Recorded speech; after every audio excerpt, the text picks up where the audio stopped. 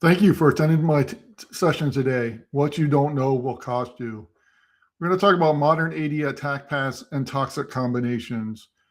What we as you said something? I'm sorry.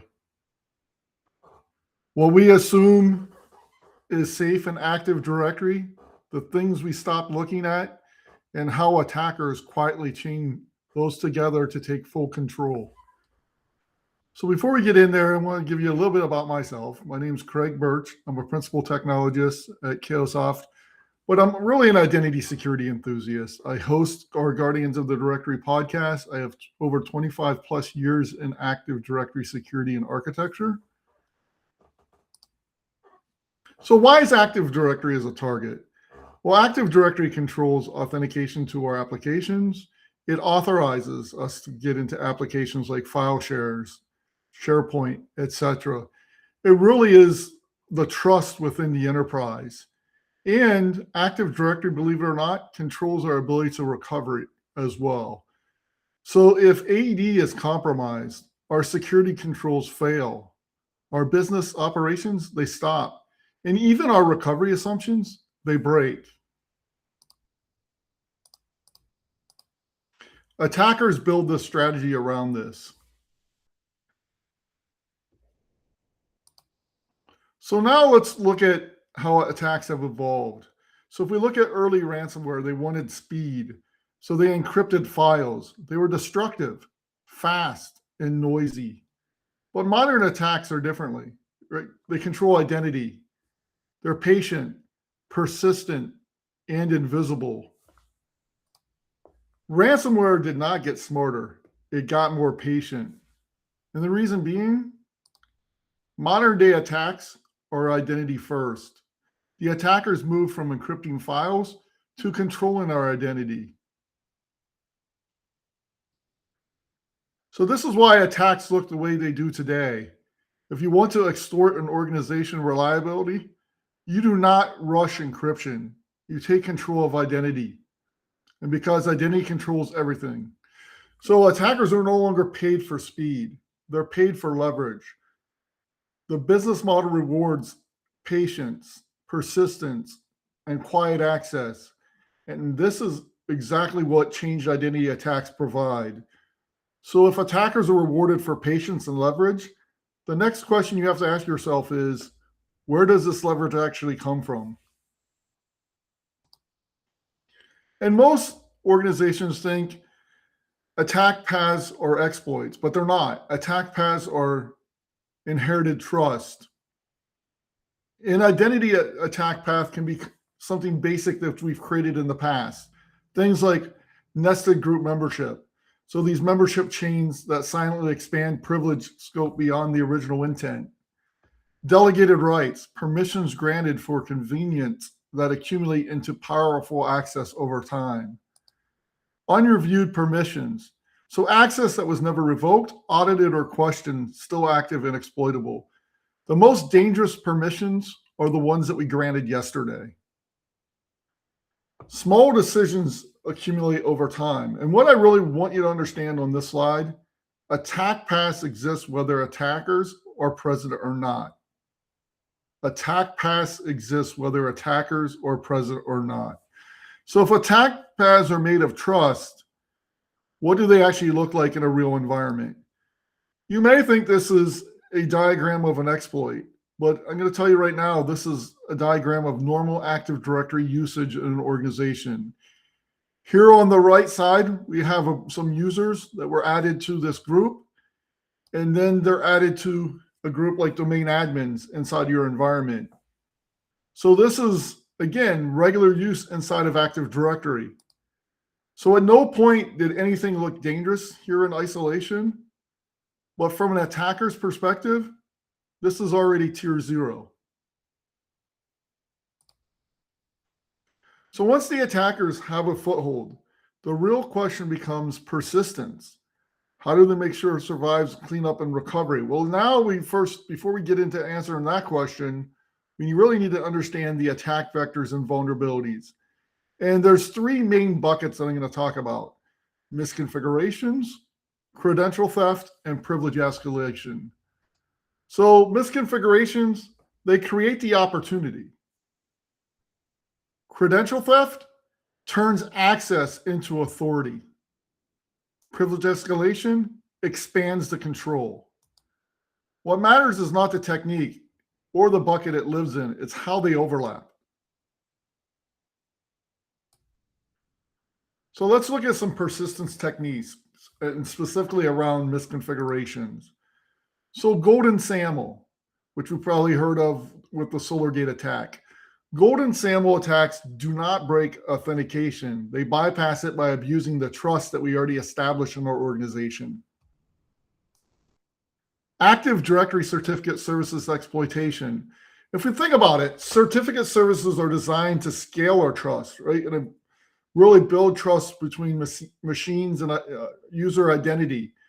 But misconfigured templates turn that trust into long-lived access. Microsoft Entra ID Connect abuse. Hybrid identity sync creates the bridge. Attackers abuse that bridge to persist across on-prem and cloud. So think about this. If an attacker loses access every time a password is reset or a server reboots, they fail. So modern AD attacks focus on this persistence mechanisms that live in identity, not on the host. Everything on this slide that I just showed you exists to answer one question. How do I survive cleanup and recovery? Persistence is identity state that survives the recovery that we just talked about. So if persistent lives in identity, the next question is, how do attackers turn ordinary access and credentials they can reuse anywhere? So let's look at some credential theft techniques, specifically with Active Directory. So I'm going to break these up into two different categories. The first one is password and ticketing harvesting. So these are attacks like Kerber roasting, ASREP roasting, or even password spraying. Password spraying, probably the most common technique still used today in organizations. And then the next bucket I'm going to look at is directory level credential access.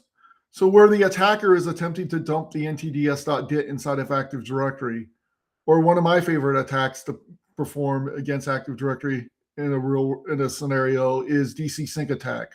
So as we're demonstrate this later on in my presentation.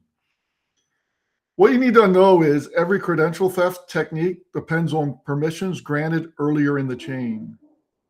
So the specific technique matters far less than the permissions that allowed it. So once attackers have credentials, the next step is obvious. How do I turn credentials into authority in an organization? So how do we go about that? That's through privilege escalation. So what I'm going to talk about is machine account quota abuse. If we think about what machine account quota abuse is, if you're not familiar with this, in Active Directory, every user can add 10 machines to the domain. So this really helped admins scale the environment, but attackers use this to manufacture new trust in the organization. So think about that. If I can get my attacker machine joined to the domain, it's going to give me better leverage inside of your organization. And then the next one I'm going to talk about is unconstrained delegation. So delegation is how AD lets systems act on behalf of users. So think about impersonation. So when unconstrained, it becomes really a credential siphon. And if we look at Active Directory just natively, the built-in administrator RID 500 account is susceptible to this attack out of the box because it's not protected against delegation as well. So think about that. Today, your administrator RID 500 could be basically impersonated in this scenario. But that's not the only thing we have to worry about. ACO abuse. So ACO abuse can actually lead to escalation to domain admin or even privileged service accounts in your organization. So what I want you to really understand, nothing on this slide required me to have any malware. Nothing requires an exploitation. It just requires understanding how AD delegates power. Privilege escalation works because trust is transitive in the organization.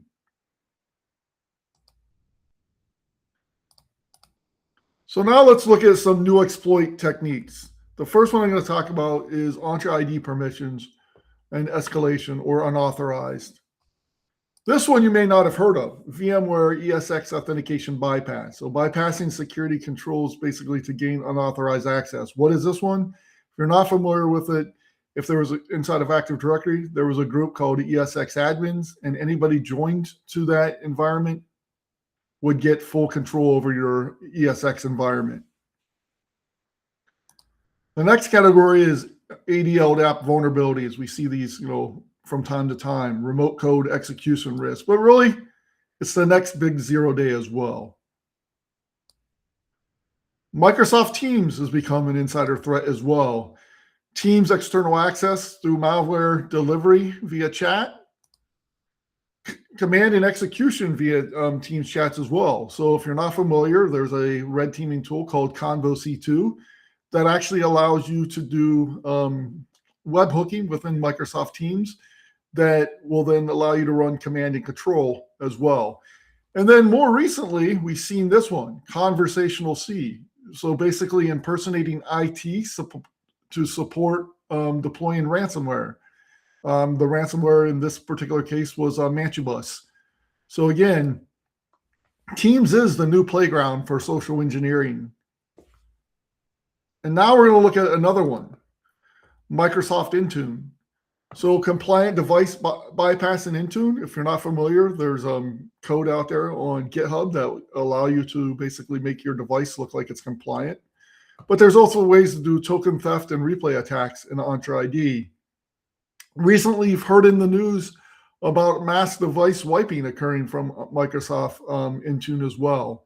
So these are all things that we need to be aware of from modern day attack surface.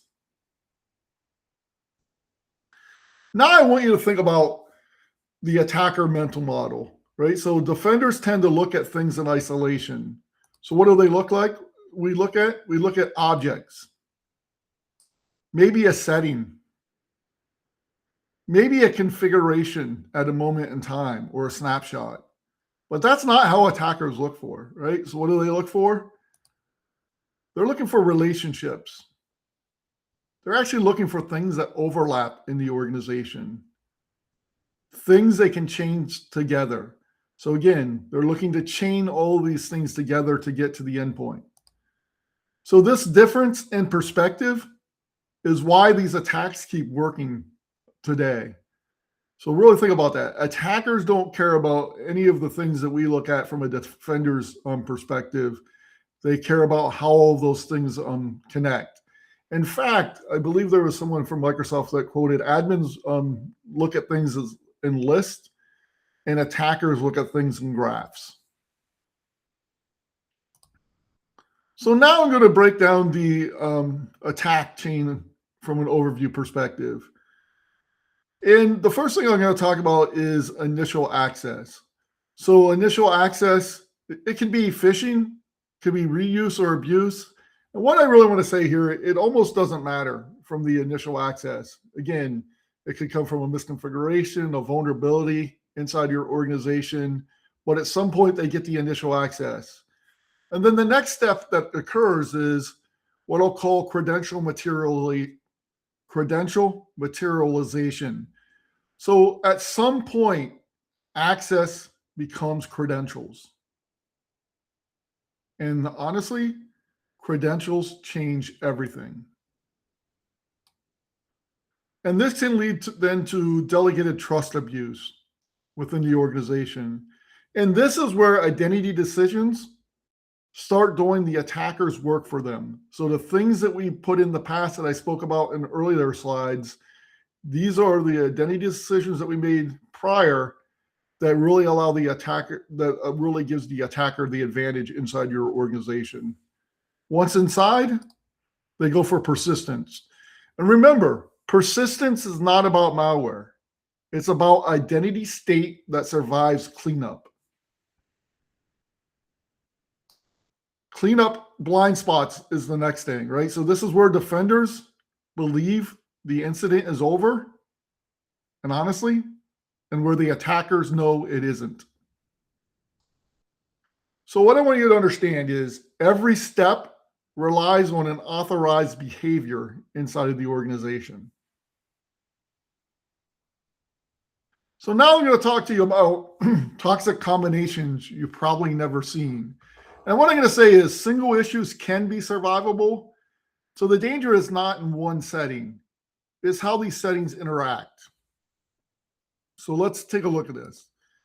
And what I want to say is combinations are catastrophic. So again, these toxic combinations really become catastrophic in the organization.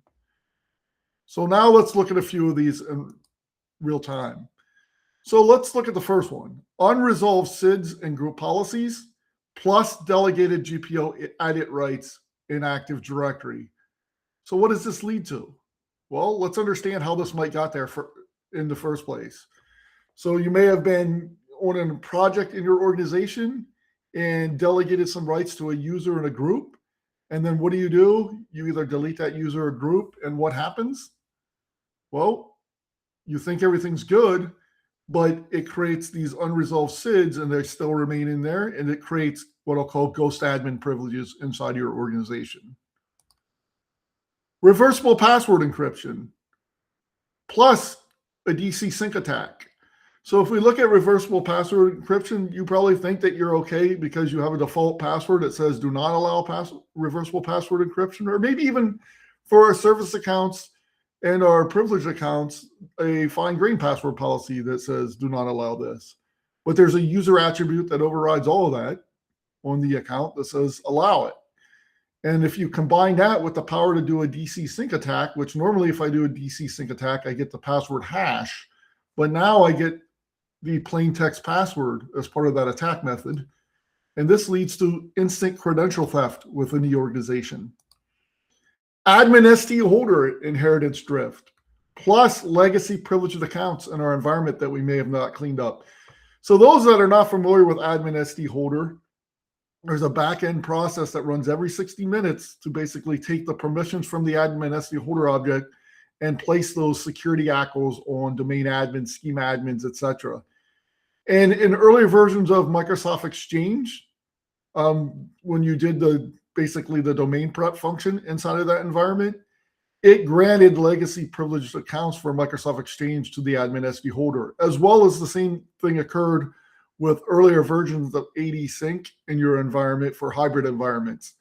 The MSOL account has those elevated rights to the admin ST holder. So this can lead to hidden shadow admins as well inside your organization. Because remember, even if you try to kick them out, 60 minutes later, that process will run and put those permissions back inside the organization. Service connection points plus delegated permissions. So it could be from config man SCCM, or if you're a hybrid environment and you're using hybrid device join, you have service connection points. So what's this allow? If I can change the service connection point, I can actually redirect you to command and control, or even silently leak credentials to a third-party site. So again, these toxic combinations are often never looked at in an organization, but this is exactly what the attacker is looking to do. They're looking to chain these things together to perform basically those things that I talked about, privilege escalation that leads to either ransomware or total domain takeover in an organization. So let's kind of understand what this would look like. So here's something that we've probably all done, and we're not picking on Sally Sue here, right? But Sally Sue, think about it. She's an intern. She just got an internship for a large healthcare provider. What does she do? She updates LinkedIn. She says, hey, thank you. I'm very excited to be joining this. I'm going to be working on the service desk team at a large healthcare. She updates her title to service desk technician. We've all done these things, right? So it's not anything that Sally Sue did that was really bad behavior. But I want to say that Active Directory reconnaissance starts long before that initial network entry. And really this allowed for shadow access, right? So we know that Sally is going to be a service desk technician. Those are the public queues. And then these open the doors. So think about it. I'm going to talk about it in the next couple slides, but Sally Sue is going to be expecting some email communications from the organization to probably onboard or some additional information. So now all I need to do, as if I'm the attacker, is phish Sally Sue in the organization. So what does that look like? I start by phishing Sally Sue. Once I phish her, I'm going to deploy EDR silencer so I can execute that on her machine. And then the next thing I might do is do a reverse shell, right? Command and control session, very common. Every attack has some sort of simulation with that. And then what I'm going to tell you is, identity recon. Every Windows machine, there's a command I can run called who am I. If I run who am I /groups, again, no malware, no additional software, I can see exactly which groups Sally belonged to on her machine or within the organization. And then once I know which group she's in, I can use another native functionality, either PowerShell or DSACLs, to then go in, enumerate those rights inside of Active Directory and see what that group has permissions over. And then once inside, then that changes everything, right? So now I can see that Sally has control over a group called IGA admins. And I can go one step further and I can actually run DSACLs or PowerShell to determine what IGA admins has access over. And in this scenario, it actually leads to shadow admin because IGA admins has generic or all or full control on an organization. What I want you to understand is this became privileged without domain admin. So these effective administrative control achieved was through these delegated and inherent rights. I didn't really get any elevated rights that we think of typically into the organization. I just use Sally's everyday normal account to basically compromise and get privilege escalation. And I'm going to tell you, right, because of this technique, this became visibility without alerts. So these attacks, basically through legitimate trespass, they generate no additional alerts, right? So it wasn't anything bad behavior to trigger any security tooling unless you're looking for specific events like this. So now I want to look at the next phase of the attack, and then we'll get into a live attack here in a few minutes. So what I want you to understand is the next is very basic, right? So we're going to refresh Sally's token, and then we're going to do a DC sync attack, right? Because we compromised the IGA admins, and it has generic all. It has the ability to perform a DC sync attack in the organization. And normally, again, we get the NTLM hash, but because the account also had reversible password encryption, we're going to get the plain text password extracted as part of the attack as well. So we could then move to golden ticket capable, KRBTGT compromise. And what I want you to understand is these words, right? So DC sync is not magic. It is a consequence of trust. This is how Active Directory works inside of the organization. So once the credentials are materialized, the rest of the attack is no longer technical, right? It's operational. So let's finish out what the attack's going to look like, and then we'll dig in a little further. So really, credential theft is the outcome for delegated authority. It's not a prerequisite in the organization. So let's go and look at the final steps before I show you the live attack. So let's look at, basically, once I have command or the account, I'm going to log on to the domain controller as a service account that I compromised. I'm going to then simulate deploying EDR silencer to deployment to all endpoints. I'm going to do ransomware payload network wide. I'm going to disable advanced AD auditing. So I'm going to step back to the simulated EDR silence and deployment for endpoints. So what I want you to understand is when an attacker is going after your environment, organizations need to assume two things. The first thing is that your EDR is going to be part of the attack. Attackers understand that organizations have invested in advanced EDR technology, but they use things like EDR silencer or EDR killer, and use techniques like bring your own vulnerable device driver to disable your EDR. The next thing you need to understand is they know that organizations also have SIM technology. And they know that SIM technology relies on advanced AD auditing and event log data in general. So if I can disable the advanced AD audit policy in your organization and clear your security logs, right, for your directory service logs, your SIM is now blind to the attack. And then once that, it's just basically deploying the ransomware. And now I have full control, and then I can, power down your domain controllers. So let's actually go and see this as an execution. Again, this is how real world attacks work. Everything I'm showing you is how attackers work today by getting that initial identity and then basically getting the privileges, getting persistence, and then deploying the ransomware. So right now I'm going to jump out of the slide for a minute, and I'm going to open up and show you the live attack. So again, ransomware is the symptom, identity failure is the cause in this scenario. So let me jump out and let's jump to the attack. So what I want you to understand is I'm logged on as Sally Sue. So we can see that. I'm logged on as Sally Sue. And now the attacker's going to phish her. So let's start the initial compromise. So just clear this out real quick so we can see better. Now the phase one is phishing, recon, and escalation. So the first thing I'm going to do, remember, Sally's expecting some kind of information about her new job, and she's going to click on this, and behind the scenes, it's going to do basically HTML smuggling through like a PDF file. So once inside, then the credentials are captured for Sally Sue. We're going to then get internal access.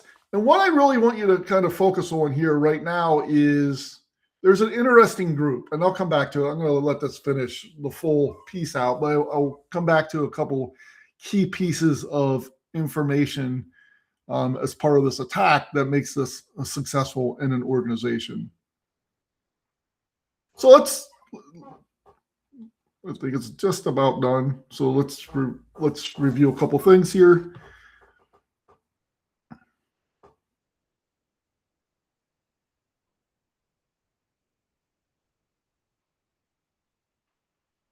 All right.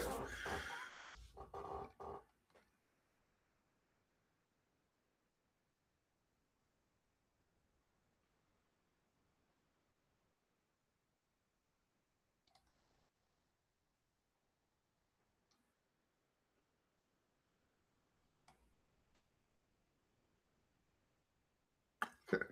So now let's break a couple things down here real quick so we kind of understand why this worked.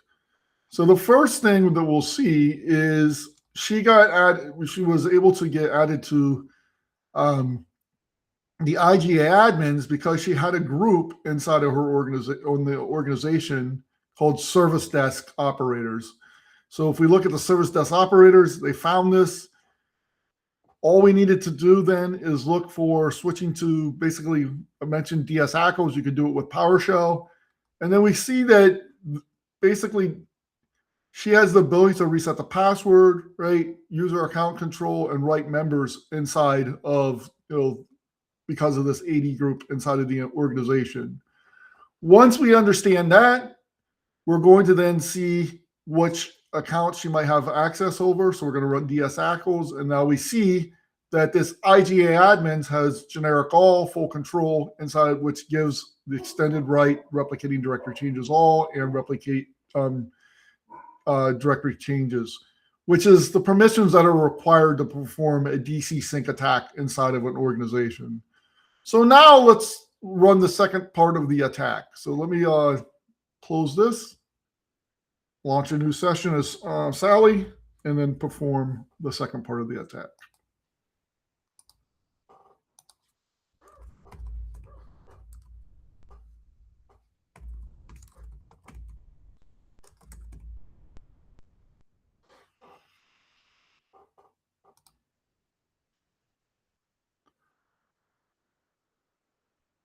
Let me see something right here.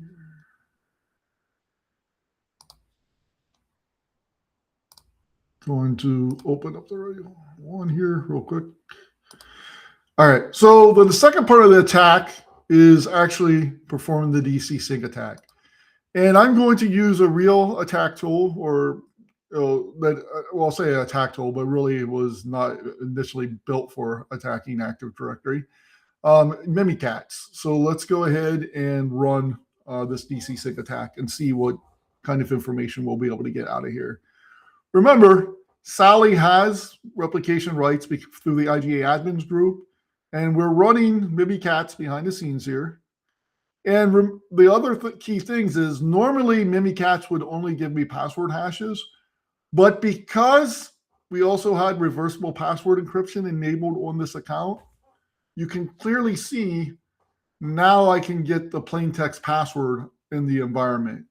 So now I basically have domain admin and full control over the organization. To kind of speed up the attack, let's go to the next phase of the attack, which is actually launching simulated ransomware from the domain controller. So now let me jump to the domain controller and show you the final phase of the attack. So now what I want you to basically see is at this point, if you look at my background here, you'll notice that it's a blue background. If you pay close attention, you'll see something changes as part of the attack. So again, real world scenario, the next start, once I have domain admins, I'm going to start encryption at scale. I'm going to do EDR silencer at scale. Basically, I'm going to do distributed payloads, taking the endpoints, just like a normal attacker would do. I'm going to change the audit policy. I'm clearing logs. And then as you can see, the ransomware has already occurred. And this is a simulated ransomware demand. And then basically added some additional things to make it look a little more impactful. But again, these are all things that are performed by threat actors today from a ransomware perspective because of these toxic combinations that they can chain together inside of an organization. So the last thing we'll see is we're going to forge a golden ticket, and then we're going to power down the Active Directory domain controller. So let's go ahead and close this out. So let's go back to the slide. So again, if we go back to the attack that we just kind of simulated, the one thing I want to really make sure you guys understand is identity failure is the cause that allowed this to occur. But it was these decisions that we made earlier in where we were managing Active Directory by creating delegated administration, having accounts that have way more control than they probably need. So these are things that, again, the attacker was easily able to chain together in an organization. So why are these chains are missed? So let's kind of think here, right? So nothing here was a misclick. These permissions existed because they once made sense. So if we look at it from that aspect, every permission was authorized. Privilege always drifts and piles. So attackers, they don't need excessive privilege. They wait for privilege to accumulate. And we assume from a defender's perspective that every delegation is tracked in the organization. So we all know that that's not the case. So legacy access is rarely audited or never audited or in an organization. And we also believe this: recovery wipes the slate clean. But I'm going to tell you that's not the case. Well, backdoors will survive reboots. They'll even survive recovering your Active Directory force if you were completely down. So these things need to be very specifically monitored from an attacker's mindset. So what I'm going to say is One side is living a delusion, right? Again, as defenders, we assume things are okay, but attackers, they know that these privileges drift and pile. They know that legacy access is never audited, and these backdoors, all right, they'll survive reboot and even full-on recovery. So most recovery plans focus on systems and malware. When we talk about identity, identity doesn't reset when you're restoring a backup. If an attacker succeeds by chaining what we already trust. So final takeaway. Everything you just watched comes down to one difference. Defenders hunt techniques. We hunt for isolated events, known indicators, discrete objects. But attackers don't. Attackers hunt for combinations. The relationships I just spoke about, those overlap, the chains that survive recovery. So until we start reviewing identity the way the attackers do, this will continue to happen. That is why this keeps working today. Thank you for joining my session today. And now we'll open it up for questions and answers.